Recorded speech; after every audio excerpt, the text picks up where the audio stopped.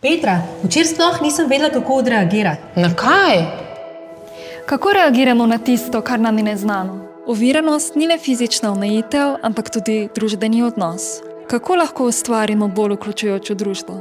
Poglejmo skozi psihodinamsko okno in raziščemo, kako se odlikujejo naša prepričanja in kaj lahko storimo, da presežemo omejitve tako zunanje kot notranje. Na seminarju bomo raziskovali različne opredelitve koncepta oviranosti, raziskovali bomo tudi, kako zgodovinski, kulturni in socialni dejavniki in psihoanalitični koncepti razlagajo odnos med osebami z in brez oviranosti. Osredotočili se bomo na psihoterapevtski proces z osebami z oviranostjo. Pridružite se nam na seminarju, kjer bomo raziskali, kako se lahko soočamo z nečim, kar nam je neznano.